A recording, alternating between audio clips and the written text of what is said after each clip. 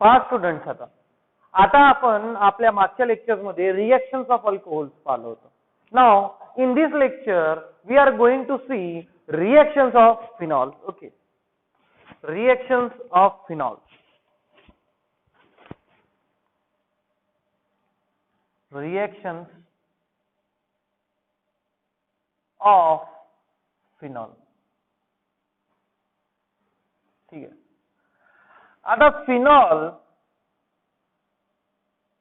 mainly shows aromatic, electrophilic,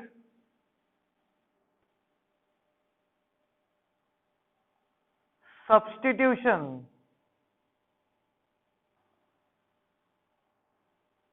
reaction. Phenol aromatic electrophilic substitution reaction दाखवतो. Okay, aromatic electrophilic substitution reaction मध्ये आपण halogen डेरिव्हेटिव्हच्या आपल्या unit मध्ये पाहिलं होतं. ओके, आता पहा आपल्याला माहित आहे aromatic electrophilic substitution reaction मध्ये काय होईल बेटा. पहा, फिनॉल रिंग आहे, फिनॉल रिंग वर प्रेझेंट असणारे हायड्रोजन यातला कुठलीही हायड्रोजन रिप्लेस होईल, -H होईल, इथून हायड्रोजन रिप्लेस होईल आणि त्याच्या जागी लागेल कुठलाही एक इलेक्ट्रोफाइल. आता तुम्हाला माहित आहे हायड्रोजन रिप्लेस होऊन तिथं काय लागेल, electrophile.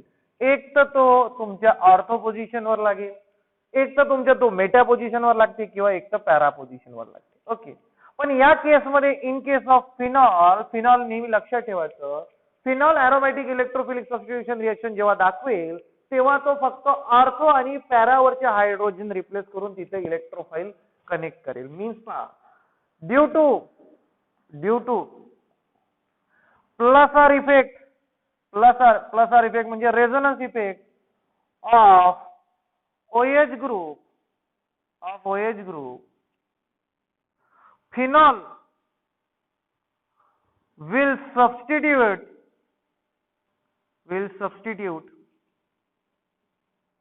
hydrogen present on ortho position or para position. लक्षात ठेवायचं नाही, हायड्रोजन जेव्हा रिप्लेस होईल इलेक्ट्रोफाइलनी तर तो एक तर फक्त ऑर्थो पोझिशन वरचा राहील किंवा पॅरा पोझिशनचा राहील. मेटा पोझिशन वरचा हायड्रोजन हा रिप्लेस होत नाही, कारण की तुम्हाला माहित आहे ऑक्सिजन जो लोन पेअर आहे, लोन पेअर डोनेशन मध्ये जाते, डोनेशन मध्ये गेला की ती रिंग मध्ये इलेक्ट्रॉन फिरते आणि इलेक्ट्रॉन डेन्सिटी फक्त ऑर्थो आणि पॅरा पोझिशन वरची इन्क्रीज होते. त्या कारणाने इनकमिंग इलेक्ट्रोफाइल हा फक्त आणि फक्त ऑर्थो किंवा पॅरा पोझिशन वर जातो. म्हणजे आपण असं म्हणू शकतो इथं OH group is a OP directing group. Incoming इलेक्ट्रोफाइलला तो नेहमी कोणत्या पोझिशन वर पाठवेल रे, ऑर्थो किंवा पॅरा पोझिशन वर. आणि याच्या मागे रिझन काय आहे तर त्याचा प्लस आर इफेक्ट. हे मी तुम्हाला आपल्या हॅलोजन डेरिव्हेटिव्हच्या युनिट मध्ये पूर्ण डिटेल मध्ये शिकवलं होतं. ओके, आता पण याच्या रिएक्शन कोणकोणत्या तुम्हाला स्टडी करायचं आहे. जसं तुम्हाला माहित आहे नायट्रेशन तुम्हाला स्टडी करायचं आहे. ओके, नायट्रेशन स्टडी करायचं आहे तुम्हाला. नायट्रेशन मध्ये तुमचा इलेक्ट्रोफाइल पहा मी टेबल तयार करून दिला होता. इलेक्ट्रोफाइल काय राहील तुमचा NO2 आणि नायट्रेशनचा जो रिएजंट असतो तो काय असते बेटा, HNO3. आता ऍक्च्युअली NO2 ग्रुप नाही लागत, NO2 पॉझिटिव्ह ग्रुप लागते, पण मी इथं तो न्यूट्रल लिहिलेला आहे. ओके, त्याच्यानंतर कोणती रिएक्शन असते बेटा, सल्फोनेशनचे रिएक्शन असतात. सल्फोनेशनच्या रिएक्शन मध्ये तुम्हाला माहिती आहे इलेक्ट्रोफाइल कुठला लागायला पाहिजे, SO3H पॉझिटिव्ह. पण आपण लागताना तो SO3H लागते म्हणून SO3H लिहितो, ऍक्च्युअली तो SO3H पॉझिटिव्ह इलेक्ट्रोफाइल असते. आणि इथे आपण जो रिएजंट यूज करतो तो यूज करतो H2SO4. आता हे तुम्हाला रिएजंट माहित आहे. इथं नायट्रेशन करताना आपण HNO3 in H2SO4 वापरतो, HNO3 in H2SO4 वापरतो. इथे H2SO4 in H2SO4 means 2 molecules आपण ऑफ H2SO4 यूज करतो आपण. त्याच्यानंतर कुठली रिएक्शन आहे तर हॅलोजिनेशनची रिएक्शन आहे. हॅलोजिनेशनच्या रिएक्शनचा यूज करतो आपण. हॅलोजिनेशनच्या रिएक्शन मध्ये आपल्याला आपला इलेक्ट्रोफाइल हा कुठलाही हॅलोजन असते, मग त्याच्यासाठी आपण यूज करतो X2Cl2 Br2I2 आणि याच्यासाठी आपण लेविस ऍसिडचा यूज करतो AlCl3 वगैरे X2 in AlCl3 FeBr2 म्हणजे असे लेविस ऍसिडचा आपण काय करत असतो यूज करत असतो आणि हे आपण आपल्या हॅलोजन डेरिव्हेटिव्हच्या युनिटमध्ये सगळं शिकलेलं आहे. ओके, तर हे सगळं पहिले तुम्ही नोट डाऊन करून घ्या. Then we will directly move towards aromatic electrophilic substitution reaction in phenol.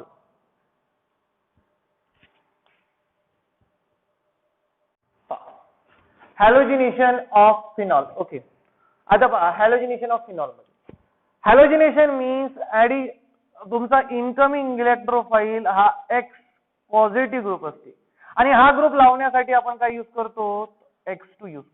Okay, आता पहा आता याच्या इथे आपण मागच्या चॅप्टर मध्ये हॅलोजिनेशन करताना लेविस ऍसिडचा यूज केला होता पण इथं तुम्ही हॅलोजिनेशन करताना X2 इन एक तर पोलर सॉल्व्हेंट यूज करना पोलर सॉल्व्हेंट और नॉन पोलर सॉल्व्हेंट यूज करना नॉन पोलर सॉल्व्हेंट किंवा तुमच्या टेक्स्टबुक ने इथे शब्द वापरलाय लेस पोलर सॉल्व्हेंट. ओके, हा शब्द यूज केलेला आहे.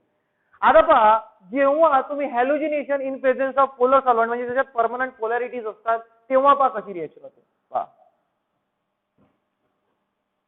when halogenation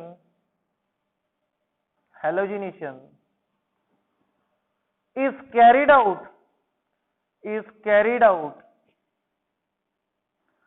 in polar solvent. आता पहा पोलर सॉल्व्हेंट म्हणजे इथे ज्याच्यात परमनंट पोलॅरिटीज असतात जसं for example H2O HCl these are the polar solvents. Okay, पहा याच्या प्रेझेन्स मध्ये जर तुम्ही केलं म्हणजे पहा phenol when treated with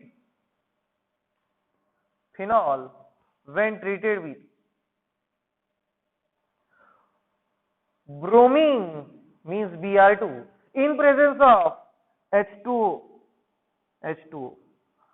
it gives ortho para substituted product. म्हणजे इथे प्रत्येक हायड्रोजन जो ऑर्थो पॅरा पोझिशन वरचा असते तो सगळेच्या सगळे हायड्रोजन रिप्लेस करून तिथं लावते Br and Br plus thrice HBr plus there is a preparation of thrice HBr.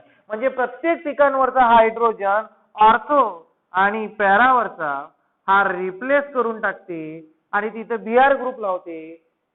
याला आपण काय म्हणू aromatic electrophilic substitution reaction in presence of polar solvent. हे पोलर सॉल्व्हेंटच्या प्रेझेन्स मध्ये तिन्ही पोझिशन वरचे म्हणजे दोन ऑर्थो आणि एका पॅरा पोझिशन वरचे हायड्रोजन कशाने रिप्लेस करून टाकते ब्रोमीन ने रिप्लेस करून टाकते आणि याचं नाव आहे दिस इज द फर्स्ट पोझिशन 2 3 4 5 6 पहा this is the first position 1 2 3 4 5 6. आता पहा याचं नाव येते 2, 4, 6 ट्रायब्रोमो फिनॉल. म्हणजे नेहमी लक्षात ठेवायचं जर पोलर सॉल्व्हेंटच्या प्रेझेन्स मध्ये जर तुम्ही हॅलोजिनेशन करत आहे तर तुम्ही तिन्ही हायड्रोजन रिप्लेस करायचे दोन ऑर्थो पोझिशन वरचे आणि एक पॅरा पोझिशन वरचे आणि तिथं तुमचा इलेक्ट्रोफाईल लावायचा. ब्रोमीन असेल तर ब्रोमीन लावा क्लोरीन असेल तर क्लोरीन लावा Br2 असेल तर Br लावायचा Cl2 असेल तर Cl लावायचा. Okay, this is called as halogenation is carried out in presence of polar solvent. जर समजा नॉन पोलर और लेस पोलर सॉल्व्हेंट असेल तर when halogenation is carried out in presence of non-polar solvent. आता इथं नॉन पोलर सॉल्व्हेंट त्यांनी घेतला आहे carbon disulphide CF2. Non polar solvent किंवा आपण याला म्हणू लेस पोलर सॉल्व्हेंटच्या प्रेझेन्स मध्ये जर तुम्ही ब्रोमिनेशन केलं तर काय होते समजा फिनॉल आहे फिनॉल वर तुम्ही ट्रीटमेंट केली Br2 in presence of non polar solvent like carbon disulphide तर एक तर ऑर्थो पोझिशन वरचा हायड्रोजन रिप्लेस करेल हा, एक तर ऑर्थो और एक तर पॅरा. तर पहा, एक तर ऑर्थो पोझिशन वरचा किंवा एक तर पॅरा पोझिशन वरचा हायड्रोजन रिप्लेस करते. पहा, OH बेन्झीन रिंगला OH, एक तर ऑर्थो पोझिशन वरचा हायड्रोजन रिप्लेस होऊन तिथं लागेल ब्रोमीन, म्हणजे याचं नाव होईल ब्रोमो टू ब्रोमो फिनॉल. और पॅरा पोझिशन वरचा हायड्रोजन रिप्लेस होऊन तिथं ब्रोमीन लागेल. आता पॅरा पोझिशन वरचा हायड्रोजन रिप्लेस करून तिथं ब्रोमीन लावायचा HBr, आणि याचं नाव होईल 4-ब्रोमो फिनॉल. याचं नाव होईल 4-ब्रोमो फिनॉल. तर पहा, हायड्रोजनेशन दोन्ही केसमध्ये म्हणजे पोलर आणि नॉन पोलर सॉल्व्हंटच्या केसमध्ये लक्षात ठेवायचं. पोलर सॉल्व्हंटच्या केसमध्ये तिन्ही पोझिशनवरचे हायड्रोजन रिप्लेस होऊन जाते, पण नॉन पोलर सॉल्व्हंटच्या केसमध्ये एक तर ऑर्थो पोझिशनवरचा हायड्रोजन रिप्लेस करायचा बिआरनी किंवा पॅरा पोझिशनवरचा हायड्रोजन रिप्लेस करायचा बिआरनी इन केस ऑफ हॅलोजिनेशन. ओके, तर याला काय करा तुम्ही सगळ्याला नोट डाऊन करून घ्या. Then we will move towards our next part. Students, मागील रिएक्शन मध्ये एक थोडंसं मॉडिफिकेशन आहे की जेव्हा तुम्ही नॉन पोलर सॉल्व्हंट यूज करता तेव्हा पॅरा प्रोडक्ट हा तुमचा मेजर प्रोडक्ट असते आणि ऑर्थो प्रोडक्ट हा तुमचा मायनर प्रोडक्ट असते. तर आता तुम्ही तुमच्या बुकमध्ये लिहून घ्या तिथे की पॅरा प्रोडक्ट हा मेजर प्रोडक्ट राहील आणि ऑर्थो प्रोडक्ट हा मायनर प्रोडक्ट राहील when you use non polar solvent. Okay, आता तुम्हाला नायट्रेशन करायचं आहे, नायट्रेशन ऑफ फिनॉल. आता नायट्रेशन करणे म्हणजे बेटा NO2 ग्रुप हायड्रोजननी रिप्लेस करणे. ऍक्च्युअली इनकमिंग ग्रुप हा NO2 पॉझिटिव्ह ग्रुप असते, पण NO2 ग्रुप अटॅच होते म्हणून मी तिथं NO2 लिहित असतो. ओके, तर पहा NO2 ग्रुप हायड्रोजननी रिप्लेस होते. आता NO2 ग्रुप लावण्यासाठी वी यूज HNO3. ओके, पहा आता HNO3 जेव्हा तुम्ही डायल्यूट यूज करता तेव्हा वेगळा प्रोडक्ट फॉर्म होतो आणि कॉन्सन्ट्रेटेड यूज करता तेव्हा वेगळा प्रोडक्ट फॉर्म होतो.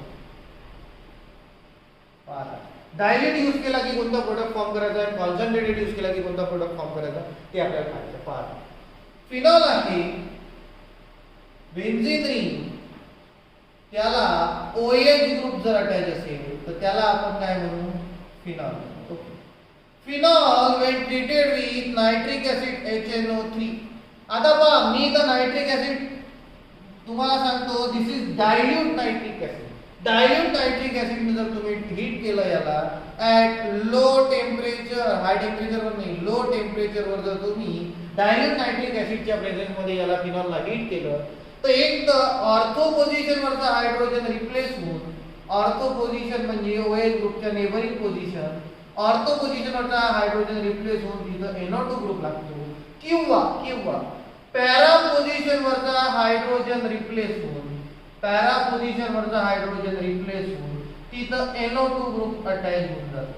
याला आपण म्हणू शकतो 2-नायट्रोफिनॉल. याचं नाव येते 2-नायट्रोफिनॉल आणि याचं नाव येते 4-नायट्रोफिनॉल. याचं नाव येते four nitrophenol. Okay, this is two nitrophenol and this is four nitrophenol. आता पहा, this is called as nitration reaction at low temperature आणि डायल्यूट नायट्रिक ऍसिडच्या प्रेझेन्स मध्ये ही रिएक्शन होते. ओके, आता पहा, जर तुम्ही फिनॉलला कॉन्सन्ट्रेटेड नायट्रिक ऍसिडनी जर ट्रीट केलं, कॉन्सन्ट्रेटेड HNO3 नी जर ट्रीट केलं तर इथं काय होऊन जाते, तर दोन्ही ऑर्थो आणि एक पॅरा तिन्ही पोझिशनवरचे हायड्रोजन रिप्लेस होऊन जातात and there is a formation of picric acid by OH ग्रुपला ऑर्थो, हा एक ऑर्थो, हा दुसरा एक ऑर्थो, या दोन्ही ऑर्थो आणि एक पॅरा या पोझिशनवरचा हायड्रोजन रिप्लेस होऊन जाते. कशाने, तो NO2 ग्रुपनी, आणि याचं नाव असते पिक्रिक ऍसिड. याचं नाव असते picric acid or it is called as 2,4,6 ट्रायनायट्रोफिनॉल. याचं नाव असते 2,4,6 ट्रायनायट्रोफिनॉल and this reaction is called as nitration reaction. तर पहा, जेव्हा डायल्यूट HNO3 यूज करता तेव्हा एक तर ऑर्थो किंवा पॅरा किंवा जर आपण म्हणू 2 नायट्रो और 4 नायट्रो. पण जर तुम्ही कॉन्सन्ट्रेटेड यूज केलं तर इथे तुमचे दोन्ही ऑर्थो आणि पॅरा पोझिशनवरचा हायड्रोजन रिप्लेस होती, तर कुठला ग्रुप लागून जाते, NO2 ग्रुप लागून जाते. तर हेच तुम्हाला सगळ्या गोष्टी लक्षात ठेवा लागेल. नायट्रेशन मी तुम्हाला याच्या आधी पण शिकवलेलं आहे, पण ह्याच्यात तयार होणाऱ्या कंडिशन सहित तुम्हाला हे लक्षात ठेवावं लागणार आहे. तर तुम्ही सगळ्यात पहिले काय करा, नायट्रेशन ऑफ फिनॉल याला नोट डाऊन करून घ्या.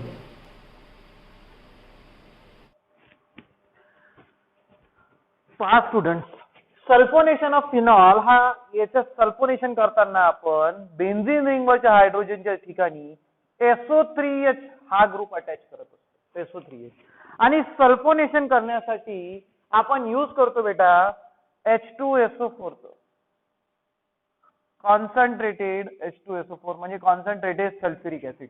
ओके, आता जर तुम्ही कॉन्सन्ट्रेटेड सल्फ्युरिक ऍसिडनी याला दोन कंडिशन्स आहे, एक रूम टेम्परेचर किंवा 293 केल्विन वर जेव्हा तुम्ही त्याला हीट करता तेव्हाची, आणि दुसरी जेव्हा 393 केल्विन किंवा किंवा किंवा हायर टेम्परेचर, अशा दोन कंडिशन मध्ये वेगवेगळे प्रोडक्ट तयार होतात. पहा आता पहा, जेव्हा तुम्ही फिनॉलला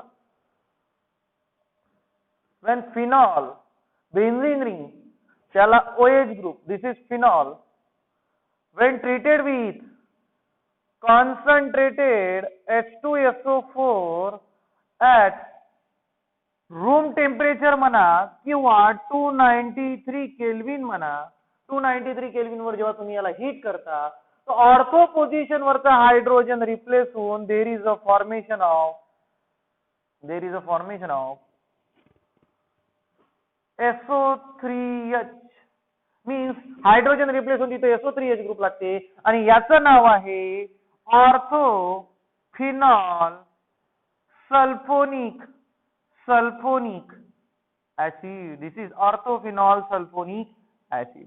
पण जर तुम्ही फिनॉलला कॉन्सन्ट्रेटेड H2SO4 ने ट्रीट करून राहिले, फिनॉलला कॉन्सन्ट्रेटेड H2SO4 ने ट्रीट करून आले at 327 केल्विन और 393 केल्विन जे असेल ते अकॉर्डिंग टू लिटरेचर, किंवा त्यांनी जर शब्द वापरला high temperature, then there is a formation of paraphenol sulphonic acid OH, आणि पॅरा पोझिशन वरचा हायड्रोजन रिप्लेस होईल बेटा बाय SO3H ग्रुप, आणि याला म्हटल्या जाते, याचं नाव आहे पॅराफिनॉल सल्फोनिक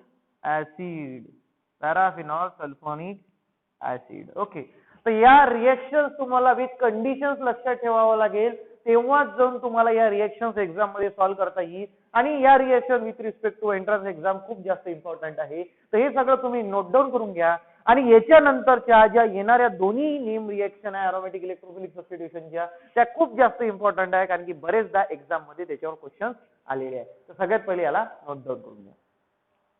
पहा student, Reimer Tiemann reaction. Okay, Reimer Tiemann reaction तशी ऍक्च्युअली खूप सोपी आहे, पण तुमच्या बुक मध्ये थोडी किचकट करून दिलेली आहे. आपण त्याला सोप्या वेळीच लक्षात ठेवण्याचा प्रयत्न करू, पण पहिले जशी बुक मध्ये दिली आहे तशी समजून घेऊ. काय when phenol is treated with chloroform, फिनॉलला त्यांनी कशाने ट्रीट केलं, क्लोरोफॉर्मनी, म्हणजे रिएक्टंट आपला आहे फिनॉल आणि क्लोरोफॉर्म.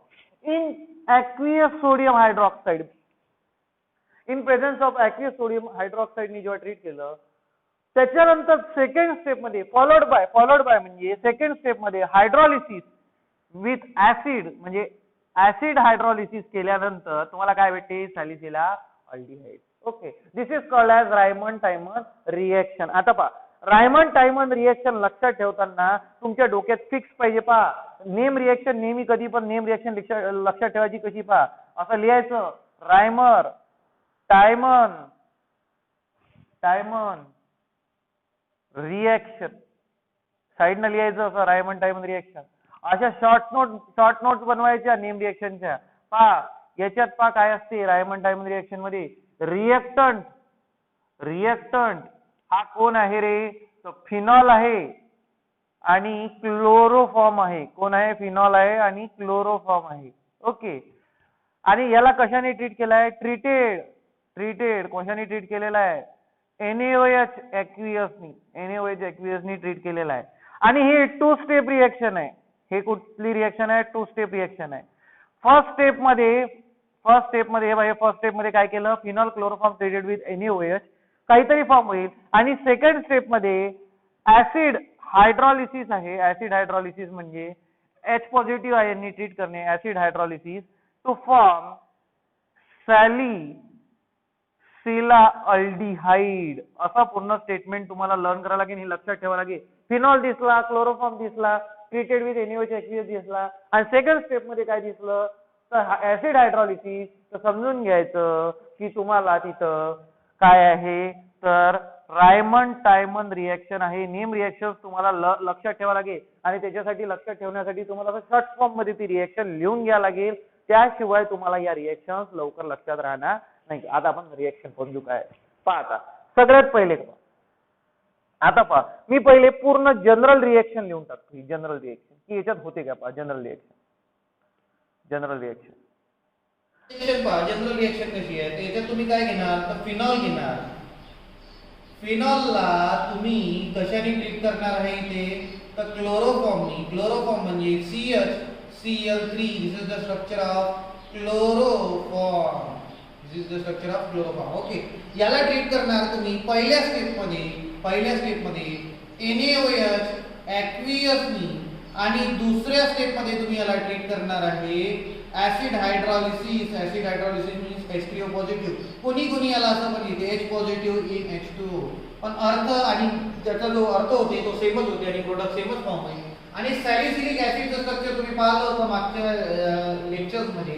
सॅलिसिलाल्डिहाइड म्हणजे OH ग्रुप, त्याला CHO ग्रुप जर लागला तर तो सॅलिसिलाल्डिहाइड होते, आणि कार्बोक्सिलिक ऍसिड ग्रुप लागला तर सॅलिसिलिक ऍसिड होते. This is the structure of सॅलिसिलाल्डिहाइड.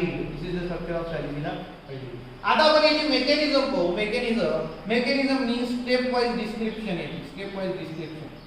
Mechanism. Okay. याची मेकॅनिझम कशी आहे पहा.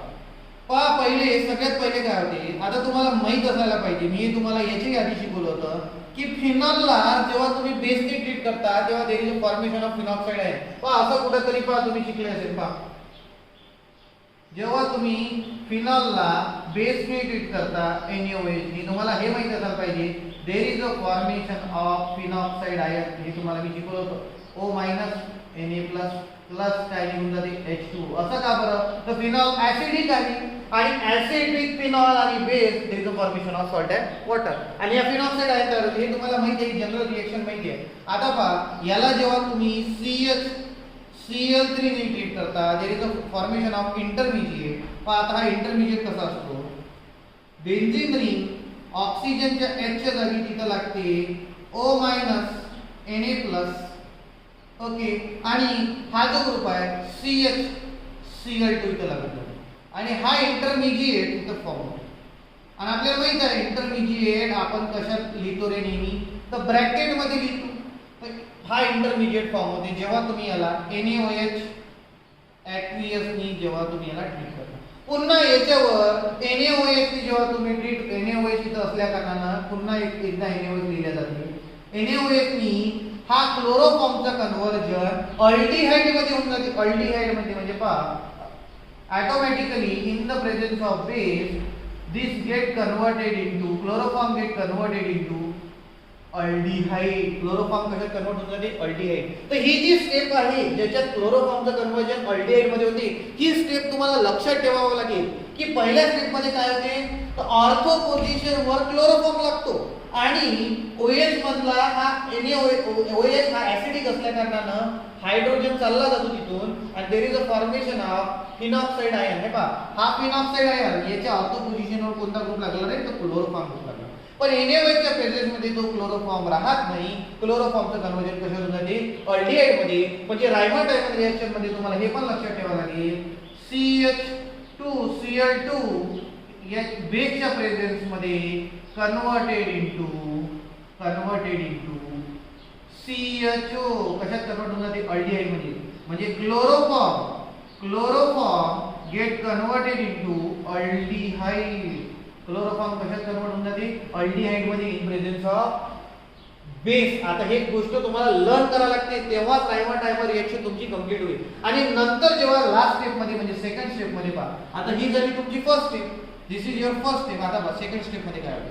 आता सेकंड स्टेप मध्ये हा जो तुमचा जो तयार झालेला इंटरमिजिएट आहे, इंटरमिजिएटच्या next step O minus Na plus जो अल्डिहाइड तयार झाला, याला तुम्ही ऍसिड हायड्रोलिसिस करता, म्हणजे H3O पॉझिटिव्हली ट्रीट करता.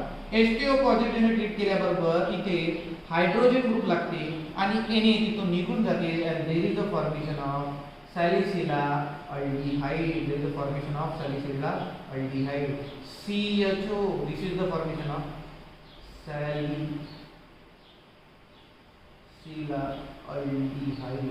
Okay, there is the formation of salicylate. मग पहा, तुम्हाला इथं रायमर टायमर रिएक्शन जर लक्षात ठेवायची असेल तर पहा कशी लक्षात ठेवावी लागेल. सगळ्यात पहिले तुम्हाला हे फिक्स करावं लागेल की रायमर टायमर रिएक्शन मध्ये रिएक्टंट कोण आहे? तर तुमचा फिनॉल आहे आणि क्लोरोफॉर्म आहे. ओके, म्हणजे रिएक्टंट आणि सबस्ट्रेट तुमचं फिक्स झालं. मग तुम्हाला बेसिक कंडिशन लक्षात ठेवावी. पहिल्या स्टेप मध्ये कोण वर्क करते? तर बेस वर्क करते. सेकंड स्टेप मध्ये काय होते? तर ऍसिड हायड्रोलिसिस होते आणि त्याच्यापासून प्रोडक्ट काय फॉर्म होतो? सॅलिसिलाइट अल्डिहाइड फॉर्म होतो. आता याची मेकॅनिझम दोन स्टेप मध्ये आहे. पहिल्या स्टेप मध्ये पहा, क्लोरोफॉर्म अटॅच होतो ऑर्थो पोझिशनला आणि हायड्रोजन रिप्लेस होऊन जातो एनी ग्रुपनी. तुम्हाला माहित आहे फिनॉल हा ऍसिडिक असतो, आपण मागच्या लेक्चर मध्ये पाहिलं. जेव्हा तुम्ही फिनॉलला बेसने ट्रीट करता, there is a formation of sodium phenoxide. ही जी रिएक्शन आहे, ही रिएक्शन तुम्ही याच्या आधीच्या लेक्चर्स मध्ये पण पाहिलेली आहे. ओके, तर मग हे दोन्ही सायमल्टेनियसली होतात. पुन्हा जेव्हा तुम्ही याला बेसने ट्रीट करता, तुमचा क्लोरोफॉर्म जो CH2 असते तो कशात कन्वर्ट होऊन जाते? अल्डिहाइड मध्ये. इथं पहा, ते पण लिहून घ्यायचं शॉर्टकट मध्ये की इथं क्लोरोफॉर्मचं कन्वर्जन कशात होऊन जाते? अल्डिहाइड मध्ये इन प्रेझेन्स ऑफ बेस. आणि सेकंड स्टेप मध्ये काय होते? जेव्हा तुम्ही त्याच्यावर ऍसिड हायड्रोलिसिस करता, इथला Na पॉझिटिव्ह आयन निघून जाते आणि तिथं काय लागते? H ग्रुप, जो कशातून आला? ऍसिड मधून आला.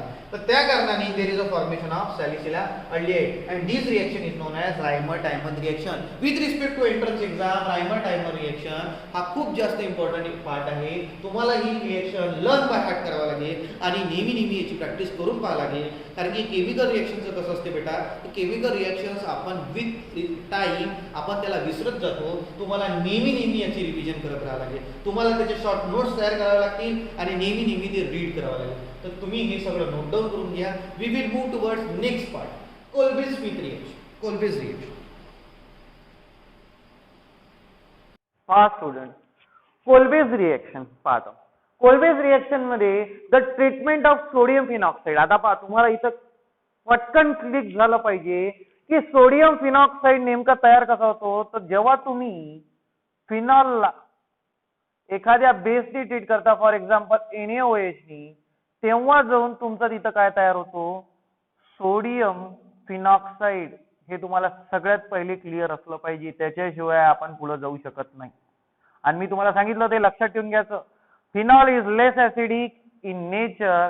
When it treated with base it gives salt, म्हणजे सोडियम फिनॉक्साइड सॉल्ट आहे, plus there is a formation of water. He reaction तुम्हाला म्हटलं तर लर्न करून टाका. तर पहा इथे पहा, जेव्हा तुम्ही सोडियम फिनॉक्साइड म्हणजे रिएक्टंट तुमचा डायरेक्ट इथे काय आहे? तर सोडियम फिनॉक्साइड आहे with carbon dioxide. Carbon dioxide म्हणजे CO2. तर पहा, आता मी पहिले रिएक्शन लिहून घेतो. Under 398 kelvin at 398 kelvin under the pressure of 6 atm followed by acid hydrolysis gives you salicylic acid. म्हणजे पहा, हे किती स्टेप रिएक्शन आहे? तर दोन स्टेप रिएक्शन आहे. पहा रिएक्शन कशी. Phenoxide ion, sodium phenoxide ion. Sodium phenoxide means benzene ring connected to O minus Na positive. म्हणजे हे झालं तुमची sodium phenoxide.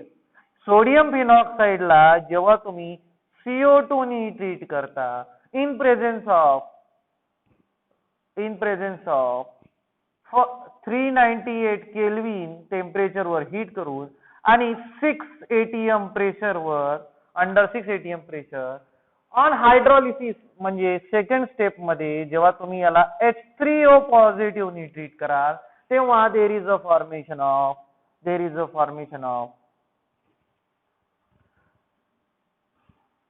OH, C double bond OH. याचं नाव येते सॅलिसिलिक ऍसिड आणि याच्या आधी आपण सॅलिसिलिक ऍसिडचं पाहिलं होतं कसं प्रिपरेशन करता येते आणि तुम्हाला माहित आहे की salicylic acid is use in a drug called as aspirin. याचं जनरल नेम काय आहे? ऍस्पिरिन. आणि ते ड्रग आहे. आता पहा, आता तुम्हाला इथं लक्षात आलं पाहिजे की मी याचा अभ्यास करत आहे तर मला याचा ट्रिक तयार करून घ्यावं लागेल. तर पहिले आपण याचं मेकॅनिझम लिहून घेऊ आणि मग याची ट्रिक तयार करून घेऊ. पहा आता मेकॅनिझम मध्ये काय होते. Mechanism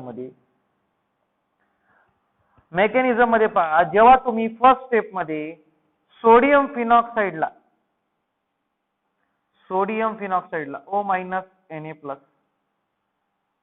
O Na+, this is sodium फिनॉक्साइडला जेव्हा ट्रीट कराल कशानी तर CO2 नी ऍट 398 केल्विन आणि 6 atm प्रेशर वर then there is a formation of